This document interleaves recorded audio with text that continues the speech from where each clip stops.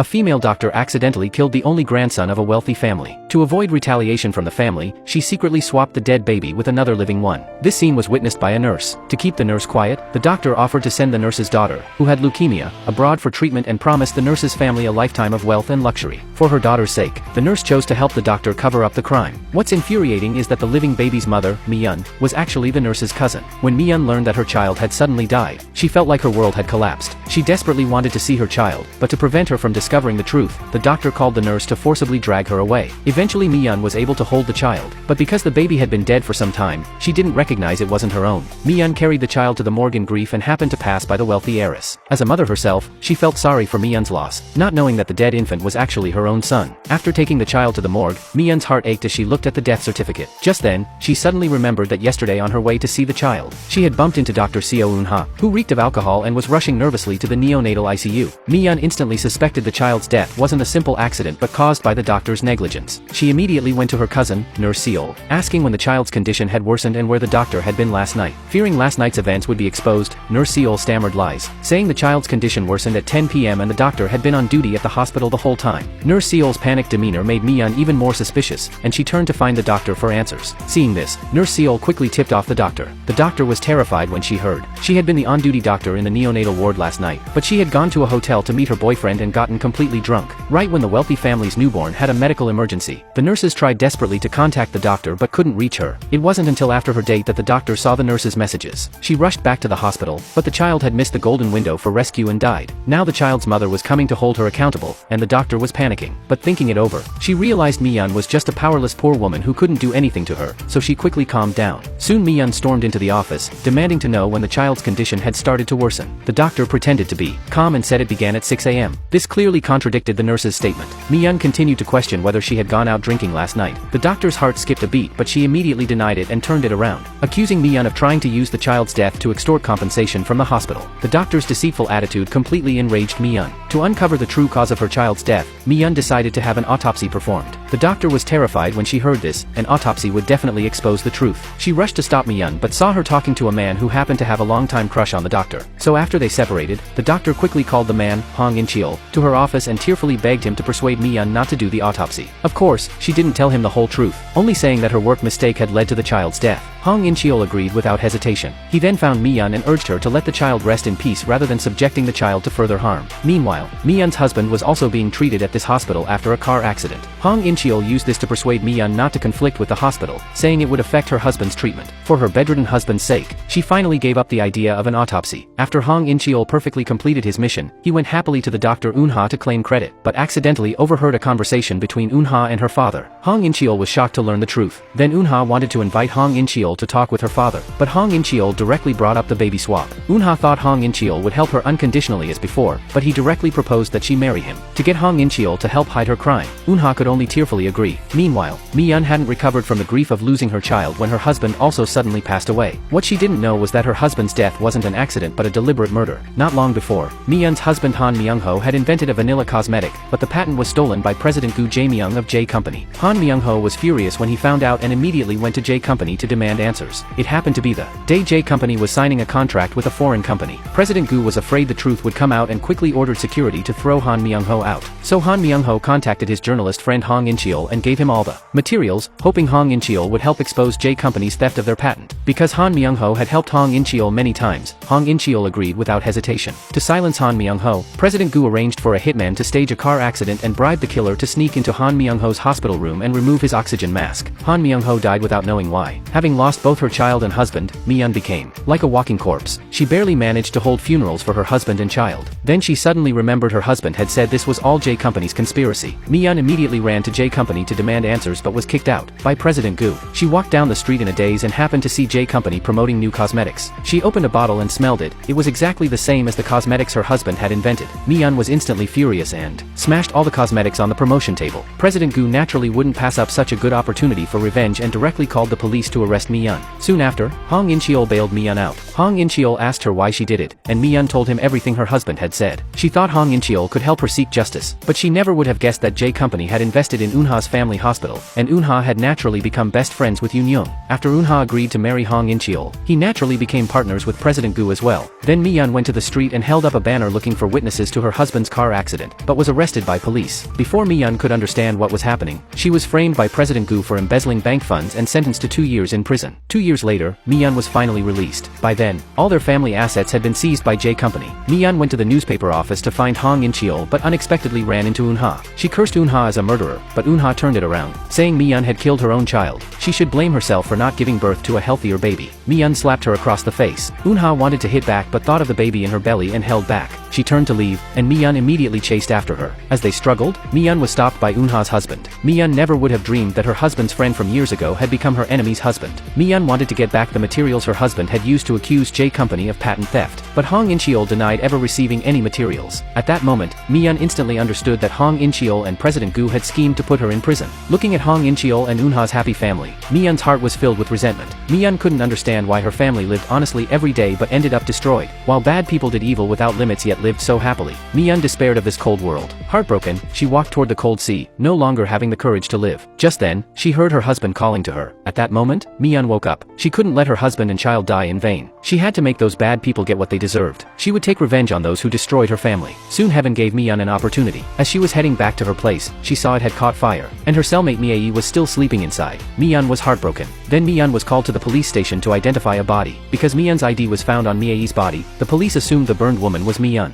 Then Mi-yeon suddenly remembered Mi-ae had said before that after her mother immigrated, she became a multi-billionaire, and Mi-ae wanted to take Mi-yeon to find her mother, saying she would use her mother's money to help Mi-yeon get revenge. After an internal struggle, Mi-yeon decided to impersonate Mi-ae to inherit the billions, then come back to take revenge on those bad people. But before that, she had one more thing to do. That day, while Eunha was shopping at the mall, she suddenly felt severe abdominal pain and collapsed on the ground. Mi-yeon took the opportunity to steal Eunha's 1-year-old daughter Ura. She wanted Eunha to experience the pain of losing a child too. Then Mi-yeon took the child and boarded a plane to America. 30 years passed in a flash. Mi-yeon had become a multi-billionaire and made a powerful return. To prevent her enemies from recognizing her, Mi-yeon changed her name to Kelly Young. She also renamed Ura as Janice. At the same time, Mi-yeon brought along her adopted son Danny. With everything ready, the revenge plan quietly began. On the other side, J Company and Eunha's family hospital had joined forces. After 30 years of development, they had become one of Korea's top conglomerates. They were now enthusiastically holding an anniversary celebration. Yoon Young's son Hae-jun and Eunha's son Seorae's business marriage was also on the agenda. While both families were harmonious, they didn't know a huge crisis was coming. Then Janice joined J Group as a marketing team leader according to plan. Meanwhile, Mi-yeon, disguised as the representative of an investment company with hundreds of billions of dollars in assets, met with the Eunha couple as an investor. The Eunha couple didn't recognize Mi-yeon and had ingratiating smiles on their faces. Their attitude made Mi-yeon extremely satisfied. After entering J Group, Janice carried out sweeping reforms of the group's marketing strategy. This greatly displeased Hae-jun, who was a division director. What shocked him even more was that Janice was actually his first love who had suddenly disappeared 3 years ago. This goes back to 3 years ago. At that time, Janice had secretly returned to Korea for vacation and ended up having a panic attack of claustrophobia in a train bathroom. Fortunately, Hae-jun discovered and rescued her. Because of this fate, the two began a sweet romance. But just when their love was intensifying, Janice suddenly learned that Hae-jun was actually her enemy's son. To avoid hurting her mother, Janice resolutely ended this ill-fated relationship and disappeared from Hae-jun's life forever. Hae-jun, unaware of the truth, had been unable to forget Janice for these 3 years. Hae-jun asked Janice if she remembered him, but Janice pretended she had never seen him. Although Hae-jun didn't believe it, he could only say he had mistaken her for someone else. Soon after, a man whose patent had been stolen by President Gu came to the company to protest. When President Gu learned of this, he immediately sent security to throw the man out. Janice saw this and went forward to mediate, but was taken hostage by the man to the rooftop. When Hae-jun received the news, he rushed to the rooftop to rescue her. While the man was distracted negotiating with Hae-jun, Janice broke free and tried to escape, but the man grabbed her clothes, she slipped, and was about to fall off the building. Hae-jun risked his life to pull Janice back, but ended up falling from the 30th floor with her. Fortunately, firefighters had already laid out cushions below, so they survived. Because of their shared experience of falling from a building, their relationship became subtle. The incident quickly trended online. President Gu was furious because the man had been accusing J Group online of stealing his patent, and now negative comments were increasing. To resolve the crisis, Janice immediately called an emergency board meeting and proposed developing products together with the man to save J Group's negative image. Through Haejun's efforts, they finally reached a settlement, and Janice became a major contributor to the company. To thank Janice, President Gu even invited her to dinner at his home. At the table, Yoon-young mentioned that 3 years ago Haejun had been in a car accident looking for his first love and almost died. It even made the news. Janice was very surprised to hear this and quickly searched online to confirm what happened that year, feeling somewhat guilty. Then Haejun found Janice alone and demanded to know why she was pretending not to know him. This time Janice didn't deny it but asked Haejun back, even if she really was his first love. What difference would it make? Haejun was getting married soon anyway. Hearing this, Haejun wanted to kiss Janice, but Seore happened to see the scene and dropped her glass in shock. Seore immediately called Janice outside and slapped her across the face. Of course, Janice wasn't one to be bullied and was about to hit back when Haejun grabbed her hand. Seore frantically questioned what they were trying to do. Janice didn't want to watch her continue making a scene and chose to leave, while Haejun explained he was just whispering to Janice. To avoid complications, Seore suggested to both families that they get married quickly. The two families' years of business ties had already bound the two children together. Knowing resistance was futile, Haejun accepted it. But how could Janice just watch them get married? The first step of their revenge was to sabotage the marriage alliance between the two families. Later, when several people were chatting at a restaurant, Seore deliberately knocked over coffee, spilling it all over Janice. The two had time alone. Seore kept nagging about that petty matter. Janice slapped her across the face. Seore was completely stunned. Then Janice also mocked her as a pitiful person who couldn't even control her own fiancé, then walked away. Before leaving, she deliberately said to Haejun that when he tried to kiss her, her heart had moved. Hearing this, Haejun began to waver, caught in a difficult choice. Frustrated, he went to a friend's bar to drink and happened to see Janice drunk. Just as he was about to approach her with concern, someone claiming to be Janice's brother suddenly appeared. Haejun initially thought the siblings were too intimate, and when he learned Danny and Janice weren't biological siblings, his jealousy intensified. Little did he know Janice was actually faking being drunk. She and her brother were just acting to gradually break down Haejun and Seore's relationship. To completely cut off contact between Janice and Haejun, Seore arranged a blind date for Janice in Haejun's name. Janice knew Seore couldn't be so kind and had Danny investigate the blind date. Sure enough, as Janice suspected, although Seore introduced her to a rich second generation, he was famously a playboy in their circle. Even so, Janice still agreed to meet the person Seore introduced. In Janice's view, this was an opportunity Seore handed to her on a silver platter. She could use the rich playboy to provoke Haejun. Thinking her scheme had succeeded, Seore specifically arranged a double date. Janice deliberately acted very satisfied with the rich playboy. This was so grating to Haejun. Hearing that the two would meet again for another drink, Haejun kept drinking water to hide his anxiety. The next day at work, Seore and Janice got into the same elevator, but it suddenly malfunctioned. Janice's claustrophobia immediately kicked in. Seeing Janice in so much pain, Seore was also terrified. Fortunately, the elevator quickly returned to normal. After this incident, Seore also learned Janice's fatal weakness. As the day of Haejun and Seore's wedding approached, Haejun had to force himself to forget Janice. But the more he tried to forget, the more he thought of Janice. This feeling drove Haejun crazy. Even when Seore called him, he was distracted. From a woman's sixth sense, Seore felt it must be because of Janice, so she urged the playboy to quickly pursue Janice. Later, Haejun and Janice met at a restaurant. The playboy hugged Janice to assert dominance over Haejun, then arrogantly described Janice's sexiness. Haejun's heart was both nervous and anxious. Just then Danny arrived, though Haejun didn't recognize him. Danny intentionally or unintentionally revealed that the playboy had recently bought a lot of hidden camera equipment, seemingly to secretly film Janice. Hearing this, Haejun became even more uneasy. He rushed to rescue Janice. Danny immediately notified Janice, who immediately pretended to be drunk, slumping drunkenly on the table. The playboy immediately took out his phone and snapped several photos. Just then Haejun stormed over, grabbed the playboy's phone, and woke up the pretending to sleep Janice. But there were many photos on the phone, which made Haejun furious. He slapped the playboy across the face. Then Haejun took Janice and left. The two ran to a grove where Janice slapped him, scolding Haejun for meddling. Haejun argued with her, and their emotions became more and more intense. Janice asked him why he still cared about her when he was getting married.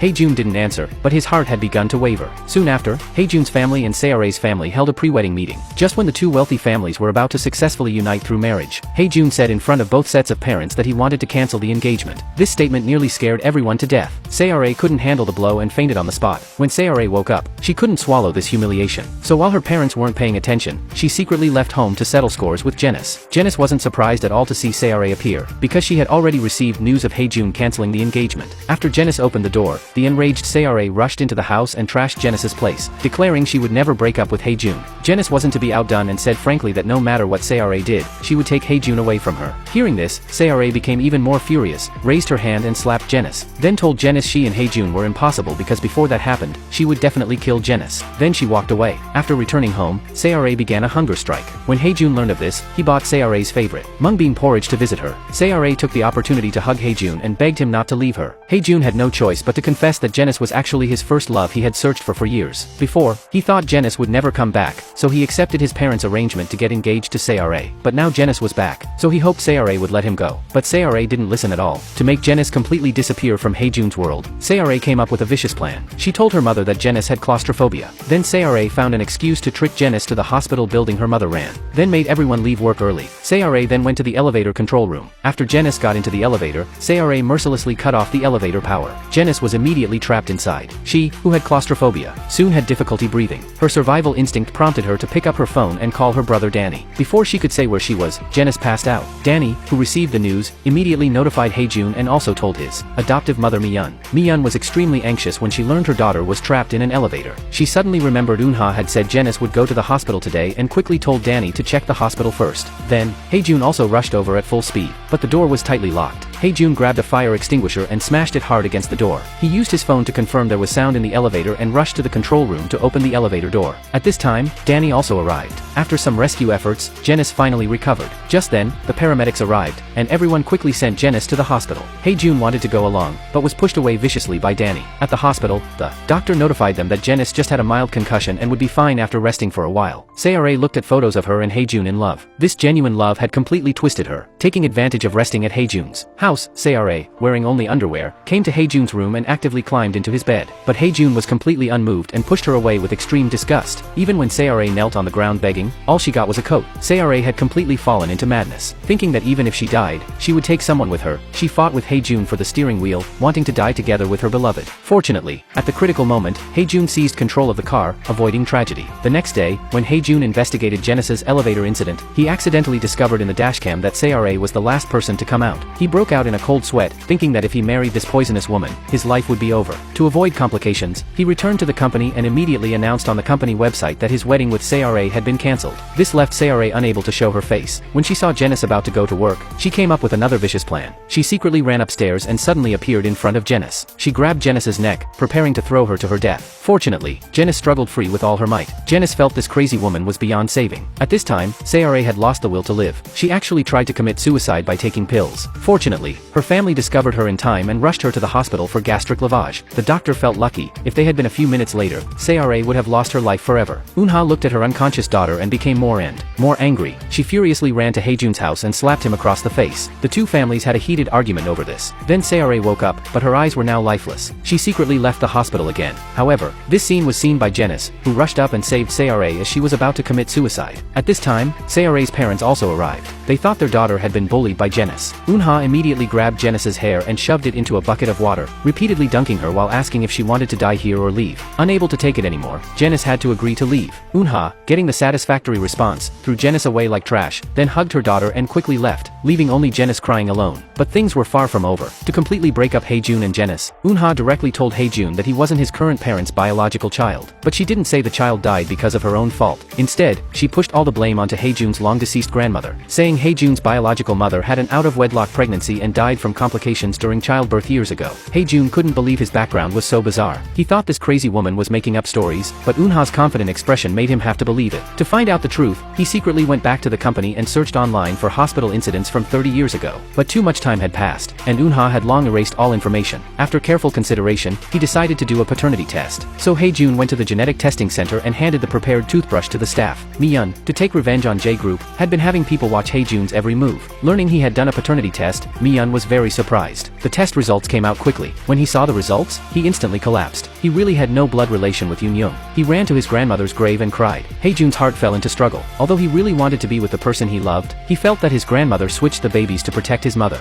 If his background was now exposed by Eunha, his current mother definitely wouldn't be able to live. After careful consideration, Hae-jun finally chose to compromise. Then he went to find Eunha, saying he would break up with Janice and marry Seore, hoping Eunha would keep her promise and bury his background secret forever. Eunha, whose scheme had succeeded, readily agreed. After leaving, Hae-jun called Janice, planning to see her one last time. Little did he know Janice was thinking the same thing. In the end, Hae-jun spoke of breaking up first. Janice thought he didn't want to give up his wealth and felt like an idiot. She picked up the wine on the table and drank it all. She just hoped to spend one last night with Hae-jun before breaking up, leaving beautiful memories. Hae-jun didn't refuse. Soon they arrived at a luxury hotel suite. Janice and Hae-jun looked at each other deeply and reluctantly. Then they kissed passionately with their 6-inch mouths. 2 minutes later, Janice got dressed and left gracefully, while the exhausted Hae-jun fell into a deep sleep. The next next day, Hae-jun was suddenly awakened by the doorbell. Before he could react, the police rushed in and arrested him on charges of sexual assault. When he learned it was Janice who reported it, he looked incredulous. He strongly demanded to see Janice but was refused by the police, who told him suspects couldn't approach victims. Hae-jun had to have the police notify his family to bail him out temporarily. After coming out, Hae-jun immediately went to Janice's house, but the house was already empty. All that remained was a bouquet of flowers Hae-jun had once given Janice. He finally believed he had really been framed by Janice. This matter was quickly put on trending topics by interested parties. Hae-jun was directly pushed to the forefront of public opinion. The board prepared to remove Hae-jun. Mi-yeon was the first to stand up and disagree. She didn't want things to end so simply. In the end, Hae-jun was just suspended. At this time, Eun-ha also found Hae-jun. Her family was in chaos because of her daughter, so she could only reluctantly accept this son-in-law. But they had to wait for the legal verdict before getting married. Janice also stared blankly at the news of Hae-jun's arrest. She had taken revenge but hurt her beloved Hae-jun. Self-blame, regret, and pain made her eyes lose their light and her will to live. Mi-yeon came to give her daughter medicine but found the room empty. Puzzled, she heard water sounds from the bathroom. She knocked but heard no response, and the door was locked. Mi-yeon suddenly had a bad feeling and hurriedly found the spare key. Pushing open the door, she saw Janice soaking in the bathtub. Fortunately, she discovered her in time, and Janice was fine. But for the first time, she, who had always deeply respected her mother, lost her temper with her mother. After Mi-yeon returned to her room, she couldn't help but start to regret. She hadn't expected her revenge to cause her daughter such pain. The next day, Mi-yeon went to the Han River to pay respects to her husband. To her surprise, Hae-jun was also there, and his eyes showed inexplicable grief and pain. This made Mi-yeon feel something unusual and she curiously asked Hae-jun who he was mourning. Hae-jun remained silent, so Mi-yeon stopped asking. The two ate together and accidentally discovered they were both allergic to lemonade. During the conversation, Hae-jun kept avoiding talking about who he was mourning, which made Mi-yeon even more curious. To find out the truth, she deliberately mentioned to Yoon-young that she had run into Hae-jun by the river. Yoon-young was also very surprised because none of their relatives' ashes had been scattered in the Han River. Mi-yeon was even more puzzled. After returning home, Mi-yeon suddenly remembered Hae-jun had been to the paternity testing center. Recalling how Hae-jun had hurriedly hidden documents behind his back, she had a bold guess. Hae-jun might have blood relation problems with his wealthy parents. To prove her suspicion, Mi-yeon had someone follow Hae-jun's mother. After hearing Yoon-young and Eun-ha's conversation, she learned Hae-jun really wasn't President Gu's biological child but was born from Yoon-young and her ex-boyfriend. But this made Mi-yeon even more confused. Even so, Hae-jun was still Yoon-young's biological son. He was still J Group's legitimate heir. So why was Hae-jun afraid of Eun-ha's threats? Before Mi-yeon could figure it out, her secretary told her another piece of news. Nurse Seol, the only one who knew the specific cause of her child's death but later disappeared, had been found, and she was in a nursing home invested in by Eun-ha. Unfortunately, Nurse Seol had become mentally ill. The matter of Nurse Seol had to go back 30 years. When Nurse Seol agreed to help Eun-ha hide the baby swap, Eun-ha promised to send the nurse's daughter with leukemia abroad for treatment and guaranteed Nurse Seol's family would enjoy wealth and luxury for life. But after things settled down, Eun-ha didn't keep her promise. She only paid for the nurse's daughter's medical expenses for 2 months before ignoring her. Nurse Seol's daughter also died from lack of treatment fees. Nurse Seol angrily questioned Eun-ha about why she didn't keep her promise, but Eun-ha twisted the truth, claiming she had done what she promised. It was just that Nurse Seol's daughter was doomed to die young. Hearing this, Nurse Seol instantly became furious. She stood up and was about to expose Eun-ha's crimes to the public, but Eun-ha slapped Nurse Seol across the face and threatened that if she spoke out, she would make her life worse than death for the rest of her days. Then she locked Nurse Seol in a mental hospital. She had been locked up for 30 years. Mi-yeon found Nurse Seol. Looking at the crazed Nurse Seol, Mi-yeon's heart shook.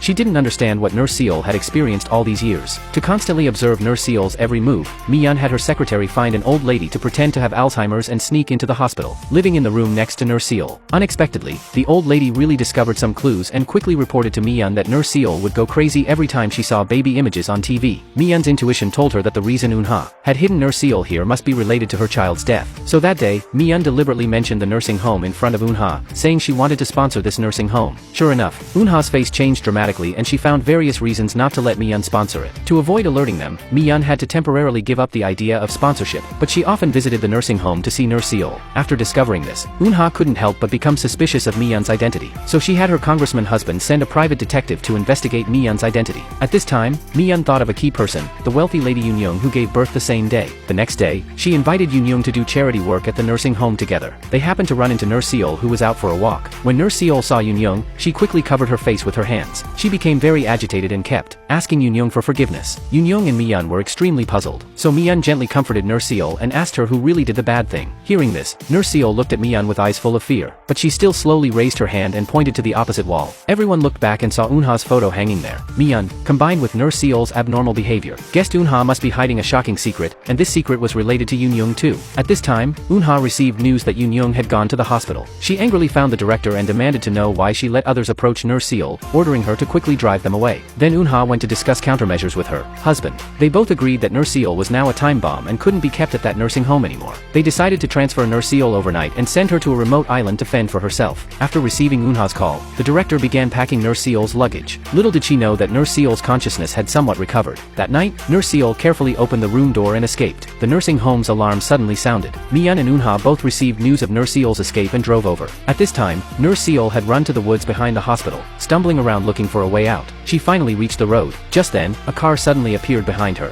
Fortunately, Mi-yeon found her before Eunha and quickly helped her into the car and took her home. In the rush, no one noticed the scarf Mi-yeon had given Nurse Seol had fallen to the ground. Not long after they left, Eunha and her husband also drove over. Finding Mi-yeon's scarf on the ground, Eunha quickly guessed Mi-yeon had taken Nurse Seol away. This made her even more eager to know Mi-yeon's true identity. Then Eunha's husband discovered through investigation that the woman now using the alias Kelly had served 1 year in detention for unpaid rent when she was young. Coincidentally, Mi-yeon, with whom they had deep grudges, also lived in the same cell, and the two were close as sisters. Hong In-cheol immediately told Eunha about this. Then the two recalled a series of bad things that happened to their family all occurred after Kelly appeared, making them suspect Kelly was taking revenge for the deceased Mi-yeon because of her good relationship with Mi-yeon. But under Hong In-cheol's probing, Mi-yeon firmly denied it, claiming she didn't know anyone named Mi-yeon. Then Hong In-cheol found a woman who had lived in the same cell with Mi-yeon and showed her a photo of Mi-yeon for identification. After looking at it, the woman said the person in the photo didn't look like the Kelly she knew but looked like Mi-yeon. Hong In-cheol was shocked on the spot. Mi-yeon had died in a fire 30 years ago. Could a dead person come back to life? The more Hong In-cheol thought about it, the more chills ran down his spine. The only possibility was that the person who died in the fire from the beginning wasn't Mi-yeon. Hong In-cheol immediately went home and asked his wife if she remembered what Mi-yeon looked like. But it had been over 30 years, and Eunha couldn't remember what Mi-yeon looked like at all. To find out if the current Kelly was Mi-yeon, Eunha planned to have Mi-yeon and Haejun do a paternity test. So she went to Mi-yeon's house. As soon as she entered, she saw Mi-yeon coming out. Eunha was almost scared to death. To prevent Mi-yeon from noticing anything unusual, Eunha excused herself to use the bathroom and secretly took Mi-yeon's toothbrush and hair from a comb. Then she found an excuse to go to Haejun's house and took his toothbrush. The test results came out quickly. The parent-child relationship between the two was indeed established. Eunha could no longer control her inner panic and screamed. Then she thought that since Mi-yeon hadn't died, and after 30 years she was still scheming revenge, then her eldest daughter Ura, who went missing back then, was very likely taken away by her. Thinking of this, Eunha couldn't sit still anymore. She immediately found Mi-yeon and declared she already knew Mi-yeon's true identity, then directly questioned where her daughter Ura was hidden now. Of course, Mi-yeon wouldn't admit she had taken Ura. She pushed Eunha to the ground and coldly told Eunha to produce evidence, or she would sue Eunha for slander. Eunha instantly collapsed, kneeling on the ground crying and begging Mi-yeon to return her daughter. However, no matter how calm Mi-yeon pretended to be in front of Eunha, inside she was extremely panicked, because after she and her daughter Janice returned to the country, they hadn't publicly announced their mother-daughter relationship. Once Eunha continued investigating, Janice's identity would be exposed sooner or later. It seemed they needed to speed up the revenge, so she ordered her subordinates to start taking action. At the same time, Mi-yeon kept praying that Janice wouldn't learn everything. Over the years, she had long regarded Janice as her biological daughter. She was also afraid that Janice would leave her after learning the truth. The conversation between the two was also overheard by Seara outside the house. Learning there was news of her sister, Seara wasn't happy at all but felt extremely disgusted, because back then, Eunha went into labor while carrying Seara, which led to losing her eldest daughter. So Eunha had always blamed the responsibility of losing her eldest daughter on Seara. And for these 30 years, to find her eldest daughter, Eunha hadn't cared about Seara at all. Seara had always lived in her sister's shadow. Fortunately, her childhood friend Haejun had always been by Seara's side. Because she had Haejun as her spiritual pillar, Seara didn't lose the courage to live from lack of love.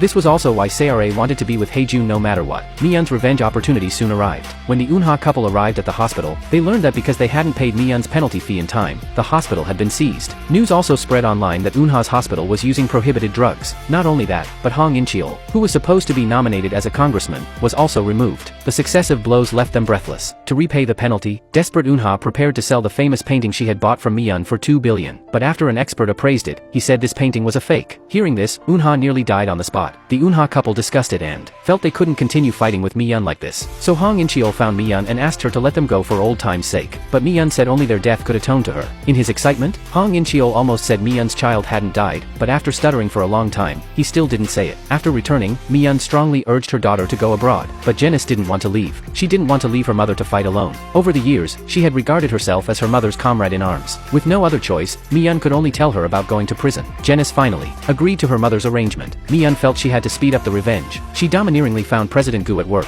This beast had killed Mi-yeon's husband back then. 30 years in the east, 30 years in the west, the high and mighty President Gu never would have dreamed he would be the disadvantaged party. Previously, Mi-yeon had invested 50 billion in President Gu's real estate development. President Gu had already obtained the land development rights through Hong In-cheol Seol's connections, but Mi-yeon had used other connections to prevent the land development rights from passing final approval. So Mi-yeon was now forcing President Gu to return the 50 billion investment. At this time, President Gu had already spent the investment money on other projects. If he returned the 50 billion, the group would immediately go bankrupt due to a broken capital chain. He begged Mi-yeon to give him more time, but Mi-yeon completely ignored him. Meanwhile, to prevent Eunha from suspecting Janice's identity, Mi-yeon deliberately found someone to impersonate Eunha's daughter. When the Eunha couple heard news of their daughter, they hurriedly followed the clues to a remote countryside location. This place was a coffee shop. Just then, a small motorcycle drove up. They asked the girl if there was someone named Sojung here. The girl said she was Sojung herself. The Eunha couple were completely stunned on the spot. Sojung before them was wearing black stockings, had an ingratiating smile plastered on her face, and was mingling with a group of old men.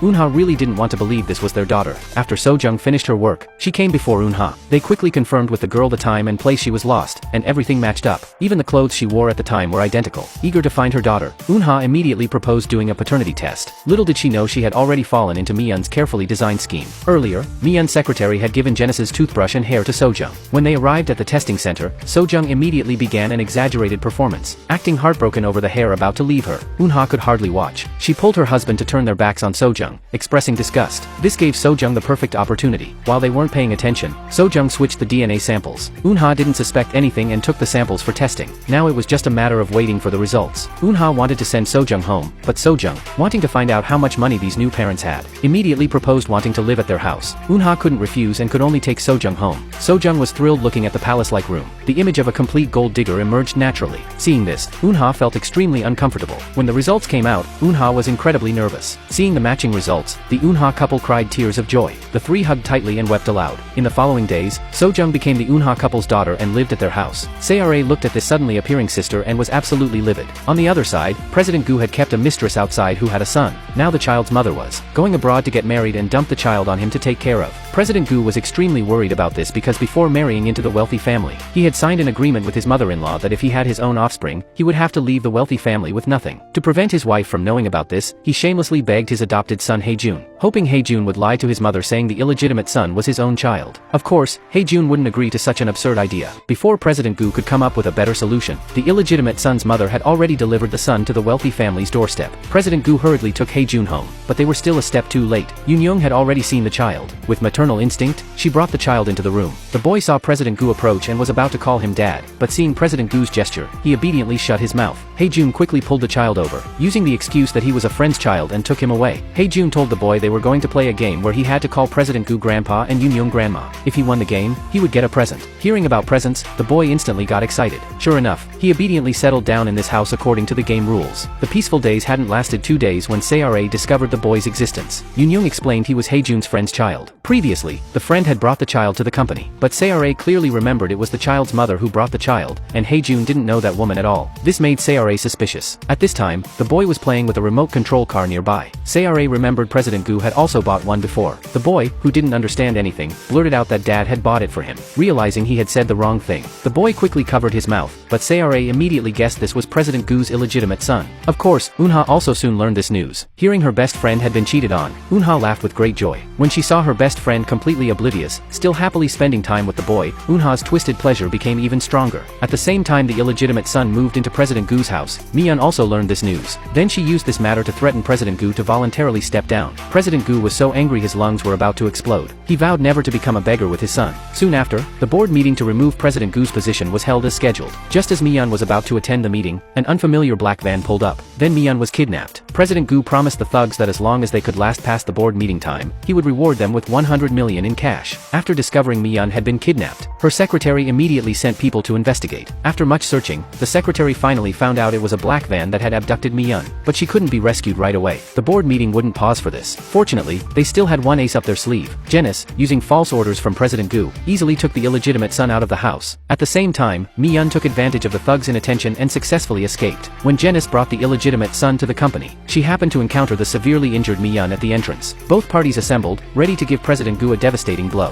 At this time, President Gu was still on stage basking smugly in everyone's admiration. The door suddenly opened. Mi-yeon and Janice made a powerful entrance. President Gu was scared out of his wits. The illegitimate son even popped out from behind. loudly calling out, "Dad!" Seeing this, Yoon was so angry she fainted on the spot. Then she walked heartbroken through the cold streets. Hae-jun, worried something might happen to his mother, quickly ran to the street to comfort her. Unexpectedly, a small car suddenly sped toward them. Hae-jun was directly hit and flew through the air, then crashed heavily to the ground. Yoon was absolutely devastated when she discovered this. Before falling unconscious, Hae-jun used his last strength to keep apologizing to Yoon, saying he must be Yoon's real son in his next life. Then he passed out. Yoon was confused and had no idea what he meant, but she had no time to think carefully. She quickly sent Hae-jun to the hospital. After a night of emergency treatment, although Hae-jun's life was saved, his head had been hit during the car accident, and he might become a vegetable. Yoon was utterly desperate. Just then, the doctor brought more bad news. The doctor told Yoon that Hae-jun's kidneys had also been severely damaged and he needed an immediate kidney transplant. Yoon didn't hesitate for a moment and immediately wanted to donate her kidney to Hae-jun. But to her surprise, her compatibility test showed not a single indicator matched. This made Yoon suspicious. Even the doctor couldn't help but ask whether Hae-jun was her biological son. Yoon recalled what Hae-jun had said to her during the car accident, and her unease grew stronger. So Yoon immediately went home, took Hae-jun's hair, and did a paternity test. The test results came out quickly. The results showed they really had no blood relation. Yoon suddenly felt like the sky was falling. The son she had painstakingly raised for 30 years wasn't her biological child. Yoon suddenly thought that Hae-jun had been delivered by her best friend Eun-ha. So Yoon immediately ran to question Eun-ha about why Hae-jun wasn't her biological son. Eun-ha knew the baby swap couldn't be hidden anymore, so she confidently told Yoon that Yoon's child had already died at birth. It was Yoon's mother who, afraid her daughter would be heartbroken, had instructed Eun-ha to swap the dead infant with another healthy baby. Eun-ha also said she was Hae-jun's savior. Without her, Hae-jun wouldn't have become the heir of the wealthy family. Although Yoon was naive, she wasn't stupid. She didn't believe her mother would do such an unconscionable thing, so she began investigating what had happened back then. After some investigation, Yoon learned that Nurse Seol knew the truth from that year. So with Miyeon's arrangement, she visited Nurse Seol. In her confused state, Nurse Seol mistook Yoon for Miyeon and revealed the truth about Eun-ha's baby swap. This news was like a bolt from the blue. Yoon never imagined Hae-jun was Miyeon's son. Before she could sort out her emotions, Miyeon happened to come in. She ran out of the hospital room without saying a word. For a moment, she was actually afraid Miyeon would take Hae-jun away if she learned the truth. Full of anger with nowhere to vent, she immediately went to Eun-ha's house. Without a word, she rushed forward and grabbed Eun-ha by the throat, cursing that Eun-ha wasn't even human, making such a mistake and still daring to slander her mother. Eun-ha fainted on the spot from being choked. Even so, Yoon still didn't feel satisfied, so she brought a basin of cold water and splashed it on Eun-ha's face. Just as Yoon was about to do it a second time, she was pushed down by Eun-ha. Eun-ha knew Yoon's weakness well. If Miyeon knew Hae-jun was her son,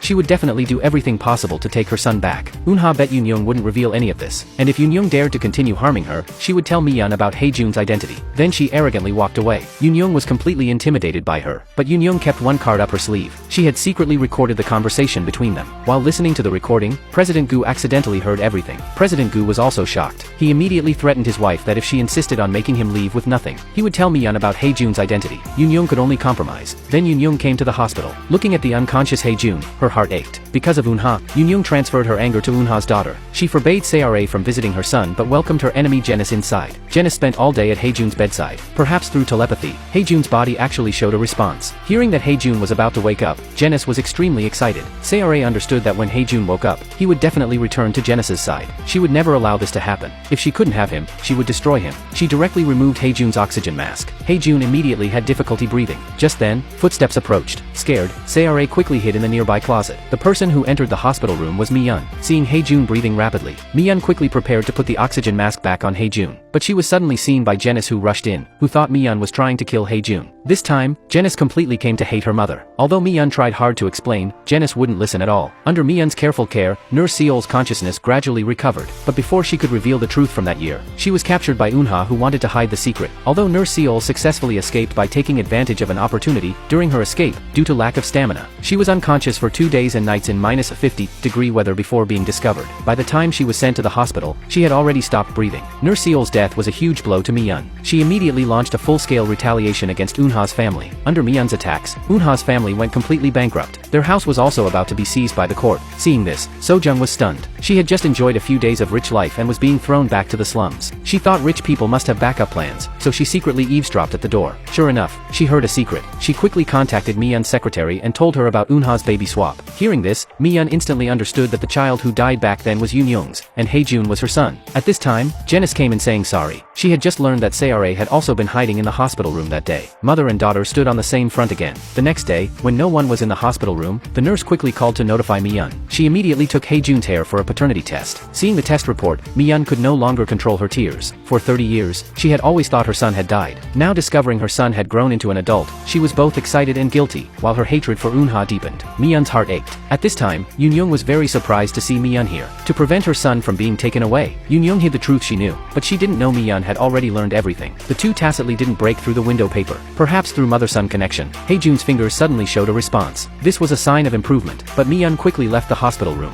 She had no face to face Hae-jun. After all, she had done many things to hurt Hae-jun before. Thinking of this, she ran outside the hospital room and cried aloud. On the other side, because of bankruptcy, Eunha was about to live on the streets. This made her desperate. She believed Mi-yeon's biggest weakness was Hae-jun. So Eunha bribed a nurse to secretly take Hae-jun away from the hospital. Hong In-cheol was very worried about his wife's actions, afraid Hae-jun's two mothers would call the police. But Eunha seemed indifferent because she still had one last trump card, evidence that Yoon-young's current husband had killed Hae-jun's biological father. Hae-jun's disappearance panicked both Mi-yeon and Yoon-young. They immediately guessed it might be Eunha. Then Mi-yeon called Eunha first, questioning why she kidnapped Hae-jun. Eunha sneered, saying this was all Mi-yeon's fault. If Mi-yeon hadn't taken away her house and hospital, she would never have taken such a risk. She declared that as long as Mi-yeon returned the house and hospital, Hae-jun would naturally return safely. Mi-yeon helplessly agreed, but her only requirement was that Eunha couldn't tell Hae-jun she was his mother. Then Eunha called Yoon-young, asking to meet alone. After Yoon-young arrived at the agreed location, like a crazed lioness, she grabbed Eunha by the collar and demanded she hand over Hae-jun. But Eunha wasn't angry. Instead, she laughed. Then she produced all the evidence that President Gu had stolen Hae-jun's biological father's patent and killed him to silence him. She threatened Yoon-young that if she didn't give money, she would tell Hae-jun about this. Then, Yoon-young would definitely completely lose her son Hae-jun. Both Mi-yeon and Yoon-young were desperate to save their son. They both agreed to Eunha's unreasonable conditions. Then they frantically raised money while having Janice monitor Eunha's house 24 hours a day. Finally, by following Seore, they found where Hae-jun was located. But Eunha was too cunning. Discovering they hadn't come to deliver the money for a long time, she immediately guessed Hae-jun's location had probably been exposed.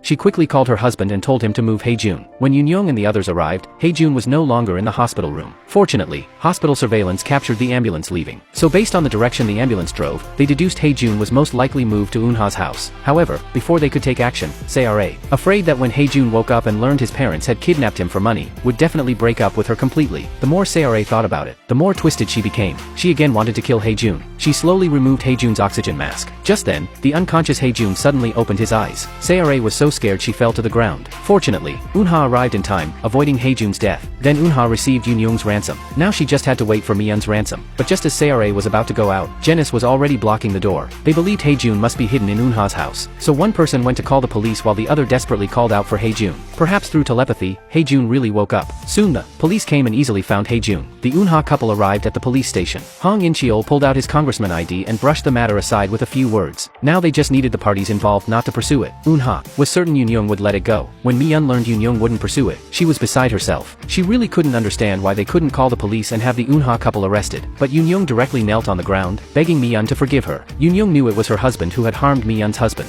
She also wanted her husband and Eunha to be punished. But right now, the evidence was in Eunha's hands. If Hae-jun knew about this, their shared child would fall into a painful cycle. Should he forgive the adoptive father who raised him for 30 years, or avenge his biological father by killing his adoptive father? Whatever Hae-jun did, he would spend the rest of his life in regret. So Yoon-young hoped Mi-yeon wouldn't continue pursuing this. Mi-yeon had witnessed her husband's death with her own eyes. Now she couldn't make the bad people be punished, but she still decided to get the evidence back first. She rushed to Eunha's house and slapped her across the face. Then she threw a big bag of cash in front of Eunha, demanding Eunha immediately produce the evidence of President Gu's murder from back then. Eunha also mocked her for hurting her son and now, not daring to acknowledge him. Little did she know her missing eldest daughter was Mi-yeon's daughter Janice, who had long been hurt beyond repair by Eunha. On the other side, Yoon-young didn't want to continue living with a murderer, so she proposed divorce and told President Gu to pack his bags and get out immediately. Because of this, the two had a heated argument in the room, but Hae-jun happened to come home and overheard that his biological mother was still alive in this world. To find out who his biological mother was, he quickly contacted a trusted subordinate and had them check the list of mothers who gave birth the day he was born. Looking at the names on the list, he was surprised to find that only Mi-yeon's son had died accidentally on the day he was born. Hae-jun instantly understood Mi-yeon was his biological mother. He rushed to Mi-yeon's office, tears streaming down his face, asking Mi-yeon if she was his mother. Seeing this, Mi-yeon also broke down in tears on the spot. thought. 30 years of waiting, 30 years of longing, now mother and son were finally reunited. The two hugged excitedly.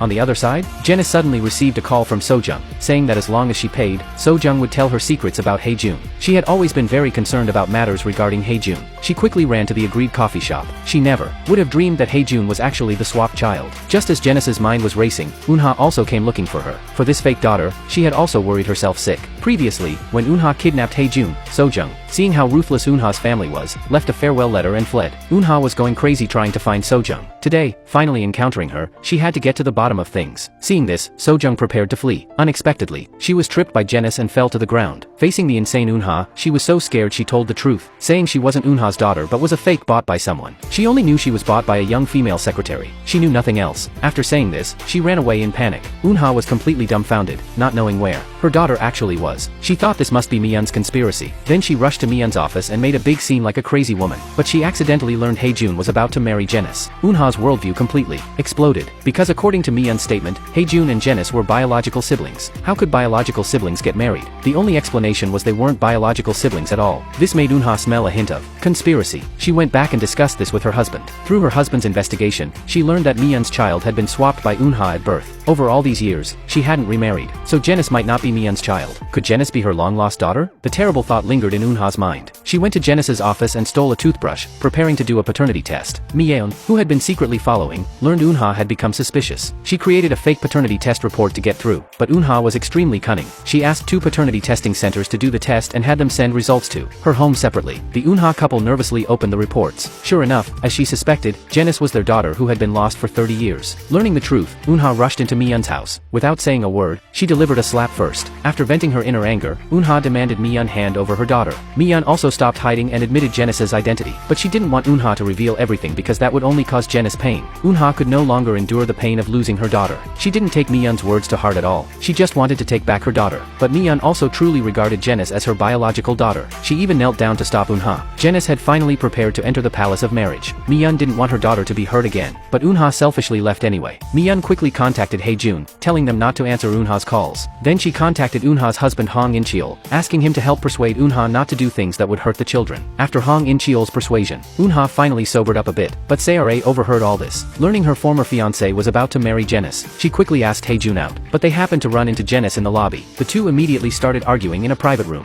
Seore first splashed Janice, drenching her. Fortunately, she still didn't know Janice was her sister, or she would have been even more devastated. Seeing this scene, Eunha's heart ached terribly. On one side, she pitied Seore for her broken heart. On the other, she felt sorry for her disaster-ridden eldest daughter. So she demanded Miyun transfer all assets to Janice's name and disappear immediately after Janice and Haejun got married, never appearing before Janice and Haejun again. For the children's happiness, Miyun agreed to all demands. Meanwhile, to prevent Seore from ruining Janice and Haejun's wedding, Hong In-cheol decided to send Seore abroad. Through Eunha's coaxing, Seore decided to leave Seoul before the wedding. The day of departure came quickly, but the visa was left at home. While looking for the visa, she accidentally found a paternity test report. It showed Janice and her mother had a parent-child relationship. This meant her sister had taken away her man, and her parents, to help her sister, had even tricked her abroad. She couldn't tolerate her parents favoring her sister so much. Then she burned all her sister's childhood belongings. The next day, she pretended to leave for study abroad. In reality, she investigated more of Janice's secrets. She took out a lot of money to bribe President Gu, who had been kicked out by Yoon Young. She learned Haejun was actually Miyun's son. This meant her sister would marry her enemy's son. She thought. Janice definitely didn't know about this. Then she asked Janice to meet at a coffee shop and handed over the evidence she had collected to Janice. Janice never would have dreamed that she was actually kidnapped by her mother and trained as a revenge pawn, and she was the daughter of her previous revenge target. Although Janice was conflicted inside, the wedding still went ahead as scheduled. Just as the officiant announced the bride's entrance, Seore replaced Janice, wearing a pure white beautiful wedding dress and slowly walking onto the stage. When the spotlight hit Seore's face, Haejun's happy smile instantly froze. The guests' warm applause also became dead silent. Seore didn't care about the strange looks people cast at her. Her eyes were full of love for Haejun. She walked expectantly to Haejun. Seeing this, Haejun was completely dumbfounded.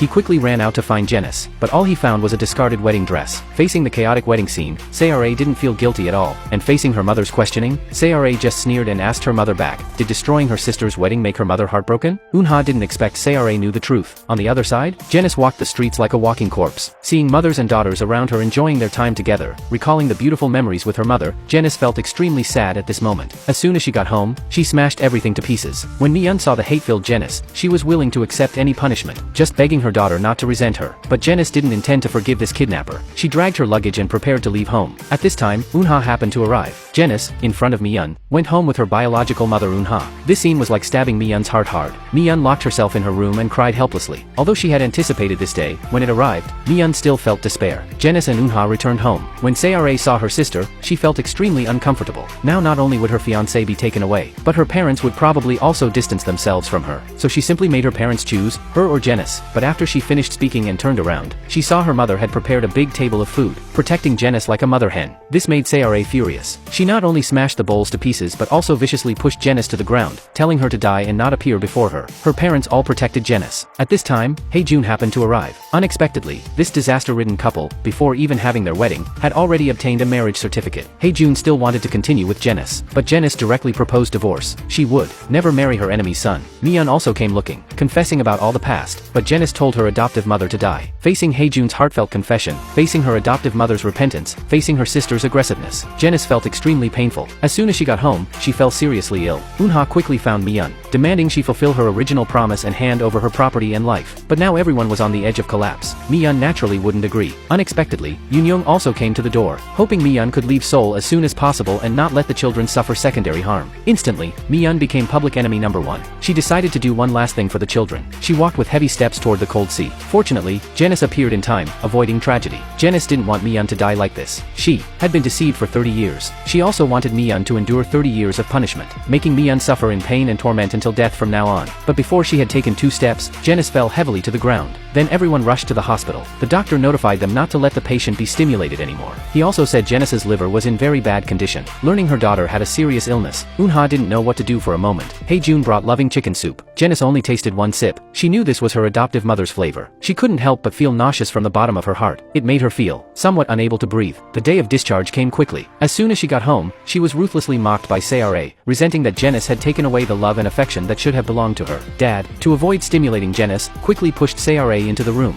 All this could have been avoided, but Eun-ha wouldn't take all the blame. Hong In-cheol wouldn't give up the wealthy family life either. The two's unrepentant conversation was overheard by Janice. Janice earnestly advised her parents that if they had properly apologized back then, she wouldn't have been kidnapped. Her sister Se-ra wouldn't have been hurt because of her. She wouldn't have taken revenge on her biological parents and sister. However, Eun-ha felt she had done nothing wrong. She blamed all the fault on Mi-yeon. Janice was extremely disappointed in her biological mother's thinking. The next day, Janice asked Hae-jun to meet at the riverside. Seeing Janice's face full of smiles again, Hae-jun thought Janice had finally emerged from the shadow. Janice asked Hae-jun if he would follow her even if she died. Hae-jun firmly answered yes. At this time, Mi-yeon also rushed over. The two happily greeted Mi-yeon. Mi-yeon also responded happily. But the next second, Janice forcibly hugged Hae-jun and jumped into the river. Mi-yeon was shocked and horrified. She frantically rushed forward wanting to save them. Fortunately, passers-by nearby stopped Mi-yeon in time, preventing her from jumping in too. Then the police arrived. After a search and rescue operation, they found Hae-jun and Janice downstream. Then they were both sent to the hospital. Soon after, Hae-jun woke up. Janice, being physically weaker, was still unconscious. Hae-jun stayed by her bedside every day. After learning it was Janice who pulled Hae-jun to commit suicide, Yoon-young hated Janice even more. Soon after, Janice woke up. Just when everyone thought everything could get back on track, the doctor said that because Janice had a weak constitution and had soaked in the cold river water for too long, she now had severe liver cirrhosis. The only solution was a liver transplant. The Eun-ha couple were extremely anxious when they learned this. They immediately went for compatibility tests. Unfortunately, neither met the conditions for liver donation. Now the only hope was her sister Se-ra.